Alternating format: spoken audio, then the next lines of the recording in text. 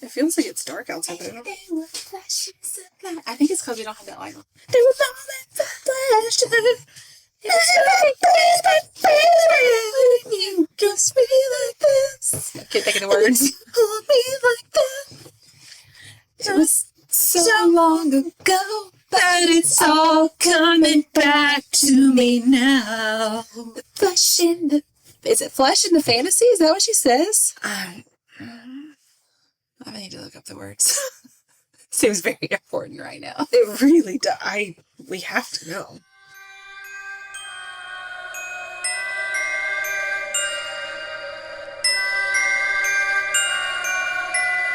Hi. Hey. This is the Witch's Magic Murder Mystery Podcast. Sure is. Not a karaoke podcast. That's not accurate. It is sometimes a karaoke podcast. Actually, a karaoke podcast, yeah. I'm Megan. I'm Kara. We got to do our 10 seconds of silence. Oh, dang it. Okay. Okay, hang on. I'm not ready. No. Okay, we got to... I like how we're both like away from it. Okay, I'm ready. Okay, go.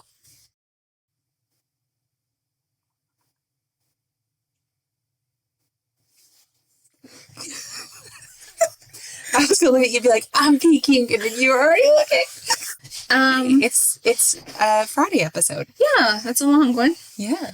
It's a bit of a doozy. Oh. Remember your kidnappings? Was it Cleveland? Was it Ohio?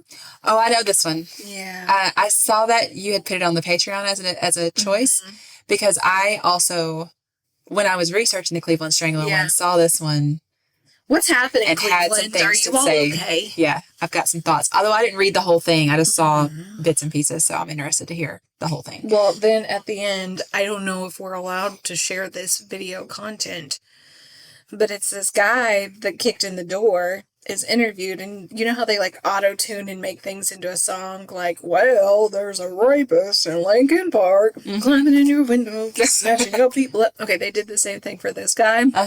He's like, dead giveaway. We'll see ribs with this dude. And you're like, oh. Well, we can put a link to it in the notes. News interview. And I'm like, oh, this is amazing. Yeah. He's like, this guy's got, like, this guy's got big testicles. We see ribs with him, all the time. We used to see him every day. And I'm like, oh my God. Okay. Well, we can put a link to that in the show notes. Exactly. I was going to say real quick, just in true crime news, because there's a big thing. Oh, yeah. The Brittany Drexel update. Yes. About that? Yeah. That case has always bothered me because, I mean, it's one of those cases that's been around forever. I think the case itself was 17 years old. Mm-hmm. Brittany was 17 when she went missing, and she wasn't supposed to go on spring break. She wanted to go on spring break with her friends. Her mom said no, and then she, snuck off anyway. She said she was going to a friend's house. Turned out she went to Myrtle Beach.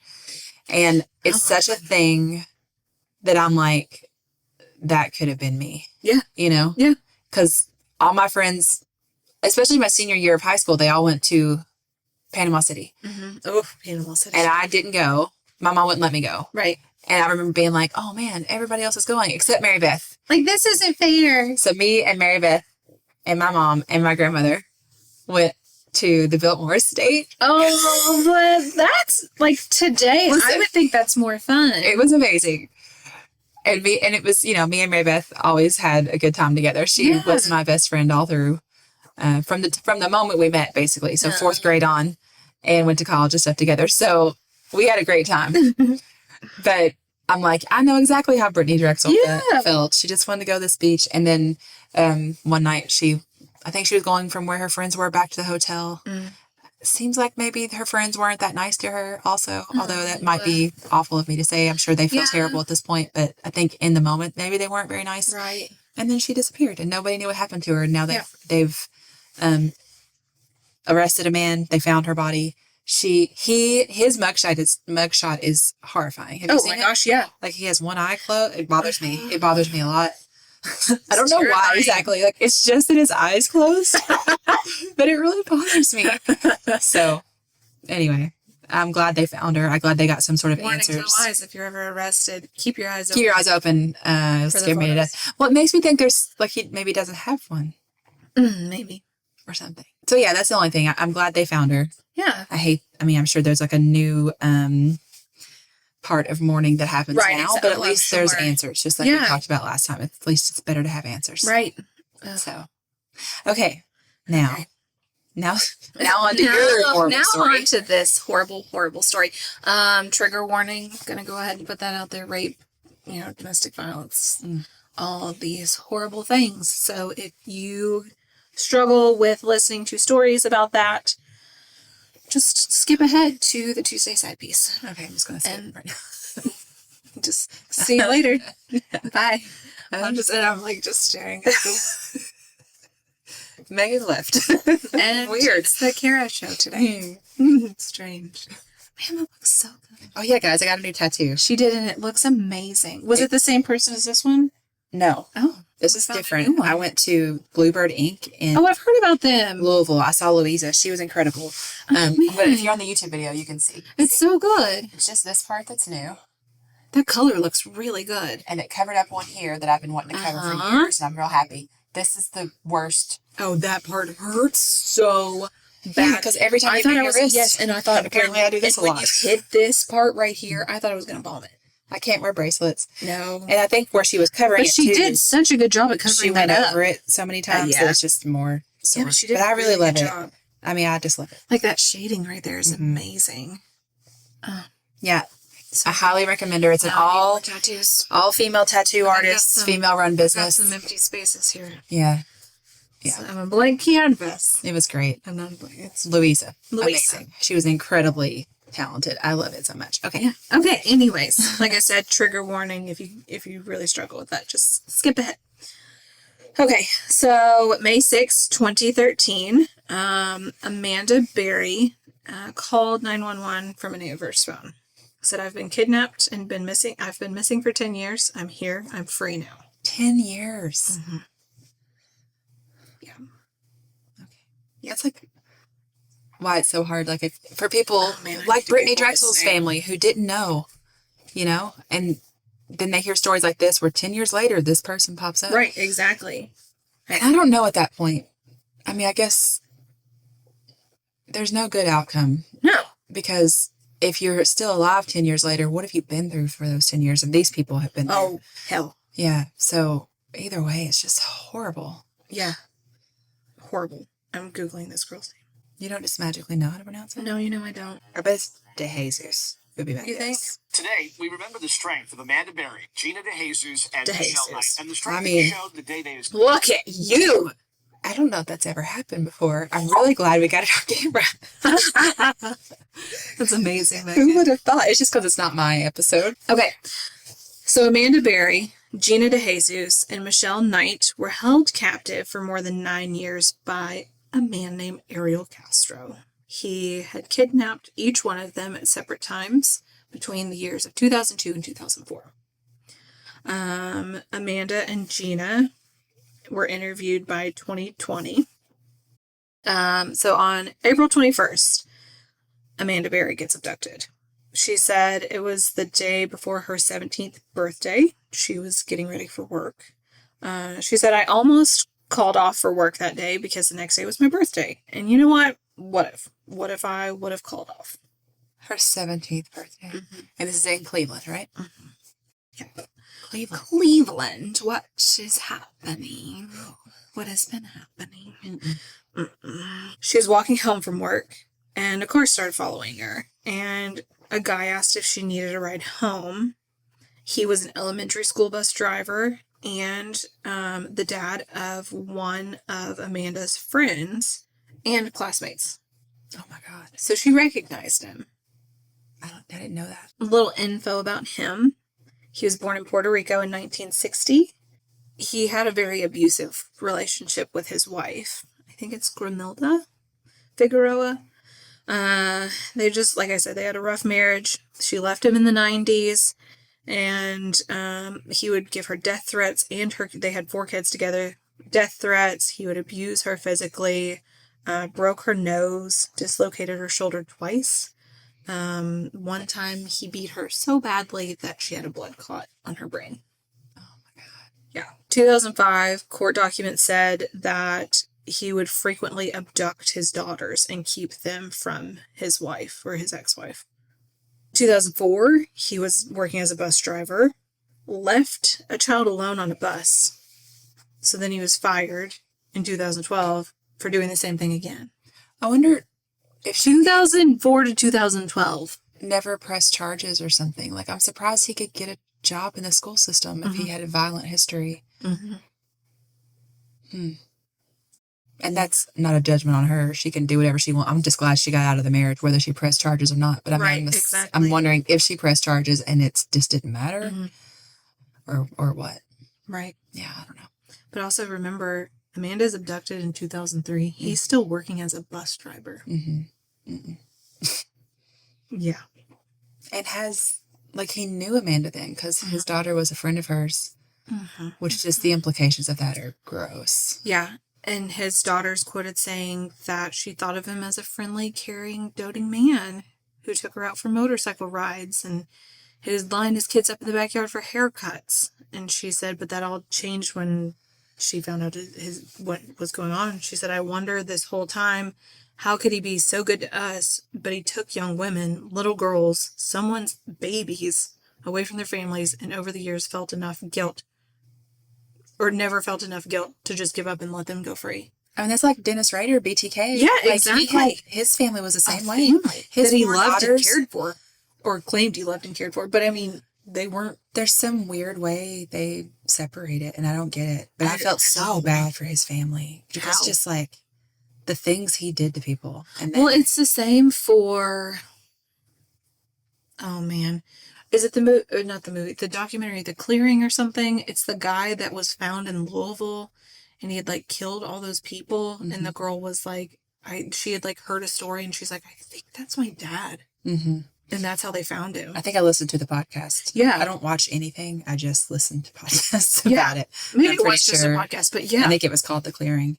But it's been so long since I've listened to it. I can't remember the details. But maybe yeah, 2 years, but I feel like I've heard that in more than one story, though, where people are just like, how could he have such a double-sided personality? Like, how could he be so loving and caring to these people and then go and do these horrible things? Yeah. Yeah. So the way he convinced Amanda, he was like, you want to go see my daughter? She's at the house. And I said, yeah, sure. So 2-story house. He said, well, my daughter might be in the bath at the moment, so let's just go on in. He said, we'll just wait for her. So she said, so he started showing me around the house. I never got back out. He took her upstairs, showed her a mysterious woman sleeping in a bedroom in front of a television set, which she learned was Michelle Knight. She was abducted by him at 21 and held by him for almost a year.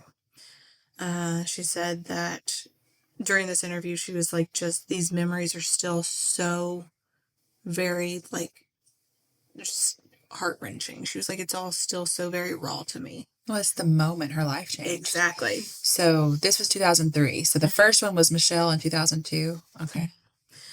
She said he took me to the next bedroom and it was really dark in there. He didn't turn on the lights and there was a little room off of the bigger bedroom, kind of a big closet. And he took me in there and he told me to pull down my pants, and from there, she said, I knew it was not going to be good.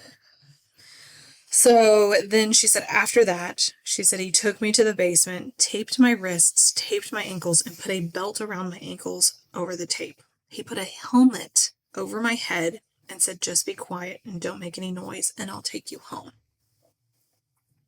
He chained her to a pole, turned off the lights, and left her in a very dark room with a TV on. She said, I started screaming and crying, somebody please help me, and nobody came. She said, I was so scared that I was going to die, I didn't think I was ever going to make it. April 24th, 2003. So this was April 21st, 2003. So 3 days later, she starts seeing stuff on the news. She said her mom and sister were on the TV in front of her. God, that would have to be just... Mm-hmm. And she said, you know what? I'm going to make it home to you. That kept me going. As long as you fight, I'm going to fight. Isn't that horrible? Like, just, oh my God. Yeah, it's upsetting. Years. To think about from both sides, too. And, you know, you see those parents on the news and they talk to their missing child. Mm-hmm. And a lot of times when I watch those, I know this is awful. But I'll watch those and I'll just be like, yeah, your child is probably never going to it's not going to hear. But then you think, she heard it. She heard it. Every bit of it. Oh, God. But the fact that he turned the TV on, probably knowing that that was going to happen. Like, did he think that was going to break her? Like, what? I don't know. So on that day, he moved her upstairs to a bedroom and chained her to the radiator. She said it was really hard, because in the beginning, the chain was around my stomach. Going to sleep at night, I wanted to toss on my back. You can't do that. You have to take the whole chain and move it to the front of your stomach so you're not laying on a big lock on your back. Isn't that, I'm like, what? Researching this, I was just like, I don't know that I can do this. She did this for like 10 years. Yeah, I don't think I freaking years. So, a week after he took her, he starts calling her family. They received a late night call from him who was using her phone. She said, he called and said, I have Mandy, which nobody called her Mandy but people who knew her. She wants to be with me. So, 2003, FBI is just now getting technology to start tracking people's phones, and they were able to narrow it down to a 30 to 40 block area. 30 and 40 blocks is a lot of houses, especially in that area. I don't care, though. No, search every day, one of them. I'd be knocking on every freaking Exactly. So they said, we spent about a week around the clock in that area hoping the phone would be used again, but he never used it again. And that was the last they heard anything, said the FBI agent. So, her room was the size of a closet, like I mentioned. Like, he didn't take her to that bedroom. He took her to the smaller one. She said the mattress was old and nasty. It was disgusting. And we had a bucket to use the bathroom in. I wonder what it must have been like for Michelle, who's been there a year and then sees another woman coming in. Yeah. And you know what their future is going to be. Oh, my God, yeah. I wonder if Michelle was the first. Exactly. And then for her to see more coming in. Mm. So, 2003, he had kidnapped her. And then she said, I just became numb to everything. The abuse, sexual abuse, everything. She was just like, what else do you do? You're chained up. Like, what? She said, your mind has to go somewhere else, so you're not there. You're not in the room with them. She started keeping a diary, and she would use a code of how many times a day he would do this to her. She said, I'd write these numbers at the top of these pages because I felt like, one day maybe authorities will get to read this and he'll be punished for every act that he did. Oh, God. To think like that. Okay. She said, I didn't know if we were going to be murdered or if he wanted more girls in the house. Like, what was he going to do to us? April 2nd, 2004, Gina DeJesus is abducted. She was a year later, right? Mm-hmm. About a year, yeah. So he's doing once a year. Yeah. She was 14. Yeah. She was also close friends with one of his daughters. And he was close friends with her dad. Oh, my God. Mm-hmm. The girls were heading home from school. They went their separate ways. And he picked her up on the curb. Yeah. Also, his daughters who had friends abducted now, this is both of his daughters. Exactly. Are bound to be a little nervous and terrified. And I wonder if they ever talked to him about that. Right. Or if he ever tried to comfort them. Exactly. Okay, so it said that he said, have you seen my daughter? And she said, yeah, she's right around the corner. This is when they just left each other. He said, can you help me find her? And she was like, sure. So she got in his car. She said he was fixing his eyebrows, trimming his mustache, cutting his nose hairs. She said he starts to touch me and stuff. And then I'm like, what are you doing? You could go to jail. He said, well, okay, we're going to go home now, but you can't go through the same door you came in. What? Yeah, I don't know. I guess when he got her there, he's like, but you can't go, if you came in the front door, you can't go back out that front door. You're going to have to go out the back. Oh. So then he, takes her and puts her in the house. Leads her a different way. And when he abducted her, he chained her up, but he didn't make it tight enough. She said, I threw it over, and then I tried to run, but he sat on my back, and then I started kicking him, and I kicked him, and I bruised him really bad, but he overpowered her. The radio in the basement was super loud. Or the radio in his basement and the radio in the living room were so loud that nobody could hear her. She said he would like take my hair and put it in his mouth, and she was like, it was just gross. Like, what is wrong with this man? He's 14. Mm-hmm. She said she remembers the exact date of the abuse, but she wouldn't talk about any more of it. She was a baby. Horrible. There's his son was a student journalist, wrote an article about the missing family friend and her disappearance. He interviewed her family's mother, Nancy, and she said, people are watching out for others' kids. It's a shame that a tragedy had to happen for me to really know my neighbors. Bless their hearts. They've been great. When their neighbor is the man that took her kid. Mm-mm. Horrible. Yeah. A hard time. Okay. Oh, I know. Like, I was like that doing this. Like, I already cried so much reading this. Like, doing all the research. So she said that, DeJesus said that he treated me like I was the favorite. She said I had a nicer room. And she said, I feel like it was to make the other girls jealous.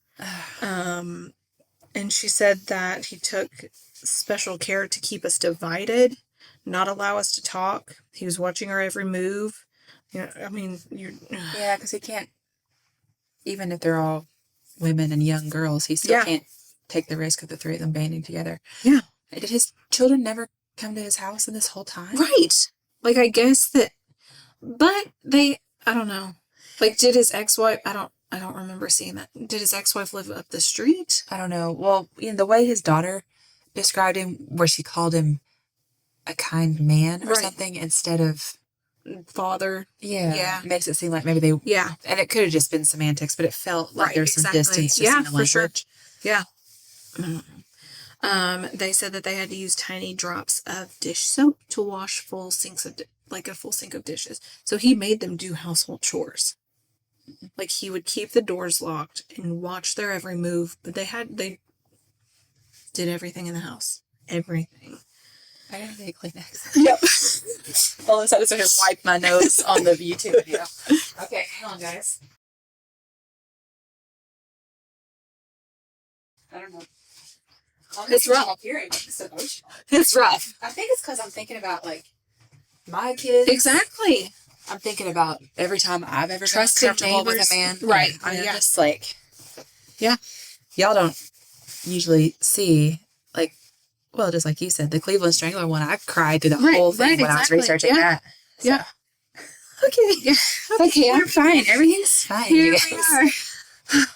I can handle this. I'm great. Everything's fine. Like I said, triggers. No feelings. So many triggers. Okay. But I think it's good that we have feelings. Yeah, that's true. Yeah. Okay. So, she said that when they would put pots on the stove, he would get so angry if it was not exactly in the middle. It couldn't be a little to the left. It couldn't be a little to the right. Like, it had to be exact. She said that filling the empty hours, they would keep diaries and notebooks, napkins, fast food bags. The only entertainment they had, the only knowledge they had of the outside world was a tiny black and white TV. They never saw the sun. Yeah, when you were talking about Amanda and how she was like, I went in and I never came out. And I was like, oh my God, she never went outside. Exactly. For 10 years. 10. Okay, it gets worse. So, Amanda's mom passed away while she was held in captivity in 2006. Amanda said she would watch the Montel Williams show, and there was a psychic, Sylvia Brown, on there, and she would hope that her mom would appear on the program so she could tell her mom that she was alive and okay. That she could try to communicate with her through the psychic. Isn't that so freaking Brown? Sad. with her fingernails. Oh my That's all I God. think of when I think of her is those fingernails. Her mom did end up going on the show in 2004, and freaking Sylvia Brown said, "I'm sorry, she's not alive." So she said, my mom broke down crying, and that hurt even worse. Like, what the absolute hell? What could destroy that woman? Yeah. Like, She makes me so mad. Mm. I think I've talked about her on a couple different episodes, and every time I'm just like, Yeah. It's not that I don't believe in psychics. I do. I think there are people in the world who have the ability to do a lot of things that are outside the norm. But I think Sylvia Brown, maybe she does have the ability, but she also lies a lot just to make money. I don't know, but I don't even know I just think she's, or maybe she had it at one time and then she exploited it and now, yeah, but I don't like it. Right. No. I don't like her and her nasty fingernails. So Amanda ends up pregnant. Mm-hmm. Gives birth around, I think it's Christmas 2006. She said she realized 3 years. She realized she could possibly be pregnant on her 20th birthday. She said, I was terrified. How? I mean, I barely eat, and I'm chained to a wall, and I have a bucket for a bathroom. Little Jocelyn was born on Christmas. So in 2006, she said, this is his kid, how do I feel about that? She resembles him a lot, and I would just look at her, and I just felt like, she's mine. She's mine. So she had to keep reminding herself, but this is my baby. It's not just his. But... Yeah, this is my baby. But, I mean, I don't want to get into, pro-life stuff, but situations like this, how can you expect a victim, that has to be the hardest to look at that child. I mean, you're going to love it. It's your baby, but just to rehash every memory that you have and trying to not when you have that. I mean, I've never experienced that, but I don't know. I wouldn't want to be in the position, and I wouldn't want either of my daughters to have to make that kind of choice. No. And then Gina said that having a little girl there with them was a welcome distraction. It was fun because I can get away from the situation. When I was playing with Jocelyn made me forget everything. So this sweet little girl was allowed to be with everybody and just be loved by everybody. I wonder if he was nice to her. Mm-hmm. So... But also... just the fact that he did this to these 3 women and then he has another daughter. But he already had daughters. Does he not, these women are somebody else's daughters? Don't you care? Yeah. They were your daughter's friends. Listen, he made her give birth in a kiddie pool so she wouldn't make the house messy. What an asshole. So then Gina and Michelle start sharing a room. And Jocelyn one day saw chains on her mom. And Amanda said, we had to tell her that they were our bracelets. She was 2, almost 3, when he decided to take the chains off of her. And it was only because of her. Horrible. So she was locked in with the 3, all the 3 ladies. And Jocelyn was occasionally allowed to go outside in the backyard or to the park or to Sunday services with her dad. I'm glad she at least got outside. Sunday services. Yeah, let's keep up the appearance of going to church. And also, weren't people like, who's this kid with you? Why does this kid look like you? I feel like he would just say it's his grandchild or something, right? I guess. God. Well, nobody's going to think that you must have 3 women held captive in your home and you got one of them pregnant. You know what I mean? Exactly. It's such an insane thing. Horrible. I'm sure everybody just thought it's his grandchild. Look great. Isn't that sweet? Yeah. Look at this kid. He's extra credit because he's a man taking care of a child. Well, and he's bringing her to church services. Oh, what a good He's teaching her about the Lord. I'm going to lose it. Exactly. So now let's fast forward to May 6, 2013. This is more than 9 years that they've been in captivity. Jocelyn goes downstairs, runs back up. She said, I can't find Dad. She said, quote, I don't find Daddy. Daddy's nowhere around, Gina said. She said, Amanda said, my heart immediately started pounding. I'm like, should I chance it? If I'm going to do it, I need to do it now. She said for the first time in her 10 years being held captive, her bedroom door was unlocked. He was nowhere to be found. There was a wire with an alarm on the front door, and the storm door was padlocked shut, but she could squeeze her arm out. Oh my God. Mm-hmm. Yep. And it's Gina doing this? Yes. Okay. Yep. So. Wait. Or no, not Gina. It is Amanda doing this. Okay. But her door was unlocked. Yeah, Jocelyn told Gina about it. Okay. So everybody's like, okay, wait. Okay. Like, can you imagine just this small, quiet chatter that was probably going on between them? Because they had no clue that if they were being watched or what was going on. Someone outside saw her but didn't intervene, trying to, like, reach out. So Charles Ramsey, the Dead Giveaway guy song, it's amazing. You all need to go watch it. He said he kind of, like, started trying to pull the door, but he couldn't get it open. And so he, like, kind of kicks it, and he's like, there you go, finish kicking it out, and you can get out. And she said once she was out, she called for Jocelyn to crawl through the door. The two of them went and found a neighbor, called 911. Police got there and got the other two out. Oh, good. She said, I was terrified. Just because there's people on the streets does not mean he wouldn't hurt me. I was so terrified. I still don't know why he left that day with the door unlocked. I'll never know. Gina said she remembers it took her a while to come out of her room because she didn't believe it was the police. Yeah. She said, I thought maybe they were people in costumes because I was shocked. And she said she wasn't the only one. When I was telling first responders my name, they looked like they seen a ghost, like their face completely dropped. So August 1st, 2013, he was sentenced to life plus 1,000 years in prison after he pleaded guilty to 937 counts of kidnapping and rape. He said, I'm not a monster. I'm sick. I'm a happy person inside. Huh? The fact that you could even say that shows what a monster you are. Exactly. Like yes, you are sick. Mm-hmm. And you're a monster. Like, you're a happy person inside? What? What do you mean? I'm sorry, here. How can you possibly even be? Well, how? What? Like, this is giving me heartburn. Just telling. I was just having an emotional breakdown. Yeah, everything's fine. I've already gotten all my tears out, and I'm just... Okay. So in court, he says, when I picked up the first victim, I didn't even plan it that day. It was something that I planned... No, I have the hiccups. That day when I went to the Family Dollar, and I heard her say something. That day, I didn't say I was going to find some women. It wasn't in my character. Okay. It had to have at least already crossed his mind several points for his first thought to be like, I'm going to take her home with me. To kidnap somebody? Yeah, I'm going to take her home with me. Yeah. She's in a dollar store. Let's go. Like, maybe you didn't plan to take her specifically when you got up that morning, but she was... to be this open to the possibility. Right.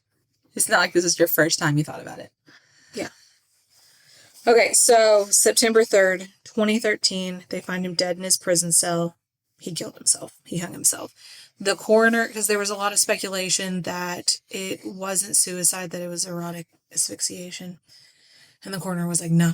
The lacerations on his neck, he purposely killed himself. Like, this was... Like, freaking coward. Exactly. He held them captive for 10 years, and he made it, what, just a few months? Yep. So they demolished his house, and they made it a garden. Amanda and Gina together wrote a memoir, Hope, a Memoir of Survival in Cleveland, with the Washington Post journalists Mary Jordan and Kevin Sullivan, and it was released April 2015. When this article was written, Barry worked with a local news station, I'm not sure if she still does, covering missing children and adults in the Cleveland area. She said, that's the most important thing that I'm doing right now. I just want to make the world a better place. She's also still raising Jocelyn, who is doing great. God, I hope so. She said, Jocelyn is more special than I could even use words to describe. I always describe her as wise beyond her years, which I'm sure she is. It was Jocelyn's former teacher said that. Like, she just, like, I don't know. In 2018, Gina founded the Cleveland Family Center for Missing Children and Adults to work with families who help them navigate the media, to help go to the police station, she said. When she disappeared, we really struggled as a family to get help for anything, and Gina really feels no family should ever have to endure that kind of pain while they're looking for a family member, said one of her cousins, and also co-founder of this Cleveland Family Center. It's also, that center is also located on the same street where she was held captive.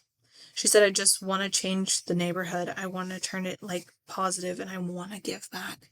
She was kidnapped at 14. And look what she's doing with her life. It's really something.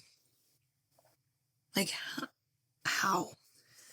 And they said when they walked outside, when they were rescued and felt the sun for the first time, they were just like, wow, this is what this is. Almost 10 years. So, do we know about Michelle? Like, I know Gina and Amanda. These articles, I didn't see anything. And it was like 4 articles that I saw that I was researching. I'm trying to look her up real quick, and your Wi-Fi hates me. Oh, it really does. Since we know what happened to the other 2. Yeah. And what they're doing now.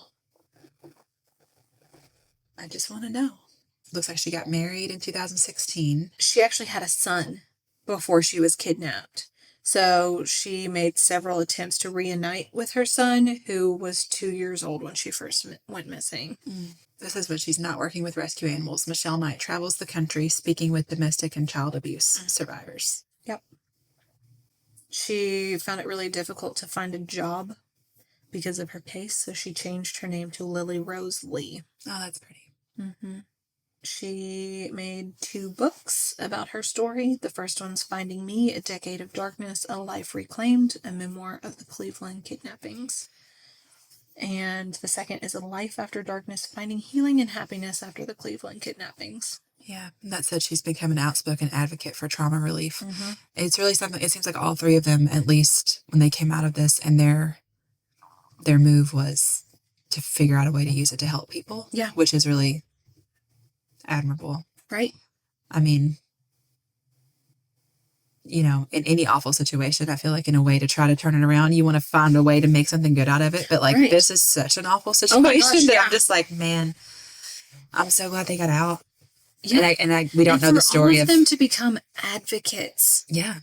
Of victims and victims' families, and just. That's what I'm saying. Like, it's just it's just insane to use this horrible thing, because it would be, you know, when you go through something awful and it helps to talk to someone who knows. Yeah.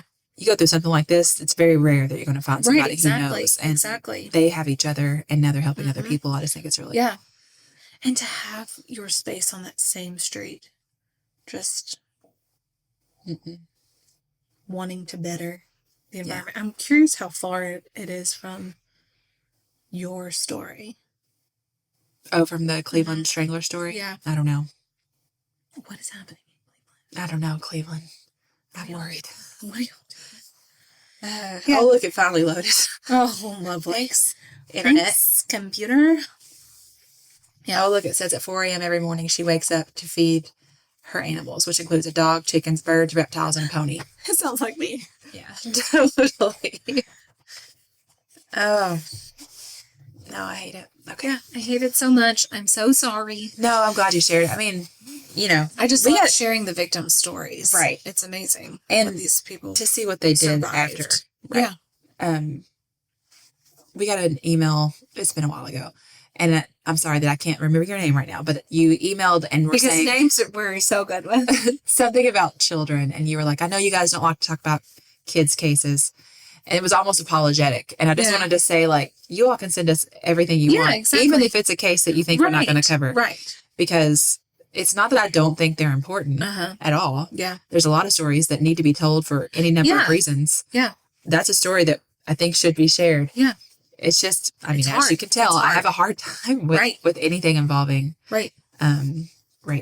Yeah. No, it's horrible. Yeah. So I'm glad you told it. Yeah. I'm sorry, I kind of fell apart. Oh, no, I had already fallen apart. And I was fully expecting to do it again, but I held it together. Yeah. That's how I felt with the Cleveland Strangler. I think I only actually broke down once, but I mean, when I was researching it, I was just like, tears. Yeah, same. Yeah. Yeah. Okay. Well, it's a powerful story. It is. And also, you know, it's amazing to think that these people exist, that people like Ariel Castro are out there in the world. And because he's not the only man who's ever held a woman in prison in his home for a long period of time. That's his response to 1,000 years in prison after pleading guilty. That's it. Just like, okay, well, I'm done. I'm out. What a monster. Yeah. Okay. All right, guys. We love you a lot. We do love you guys so much. We're going to have new merch. We've been talking about it for a while. We've got in samples and samples and samples. And so I think we're ready to go. Mm-hmm. So start looking for that at the beginning of next week. We'll say something on our Tuesday episode to remind you. And if you're in the Patreon, remember, if you're at the Body of a Goddess or the Janet levels, you get a discount code. Mm-hmm. And that's posted at the beginning of every month. It changes every month. Anything else? I just can't wait for you all to see some of the designs. I'm so excited. I know. I'm really excited. They're all so cute. They're so cute. Okay. We love you so much. Goodbye. Goodbye. Goodbye.